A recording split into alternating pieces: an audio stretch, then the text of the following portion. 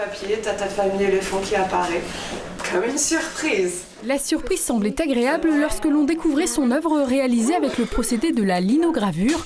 L'atelier de l'imagier Jean-Paul Marchal à Épinal accueillait pendant 3 jours une vingtaine de personnes en partenariat avec les fédérations médico-sociales, des enfants en difficulté de la résidence La Passerelle, des adultes bénéficiaires du RSA et des familles monoparentales. Pour nous, au sein de la FMS, c'est de pouvoir montrer un petit peu les personnes qu'on accompagne, les valoriser et aussi à la fois développer un peu la culture dans les établissements. Là, on est quand même sur des personnes du bassin d'Épinal ou même d'Épinal qui ne connaissaient même pas le musée. On est dans la sensibilisation à la culture, effectivement. On sait que tout le monde ne passe pas les portes d'un musée, soit parce qu'ils n'en ont pas envie et ils ont le droit, soit peut-être parfois aussi par crainte de ne pas trouver une place. Et donc nous, au service des publics au musée de l'image, on développe régulièrement des activités et des projets pédagogiques pour que chacun puisse se sentir à l'aise dans ces espaces-là.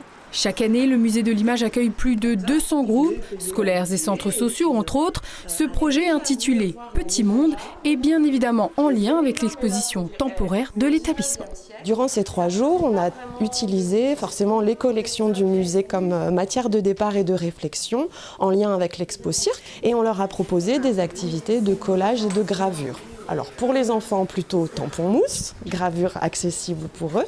Et pour les adultes et les familles et les grands ados d'aujourd'hui, une technique de linogravure qui consiste à graver sur une matière et à laisser en relief les éléments ancrés et imprimés. On vient la poser juste ici.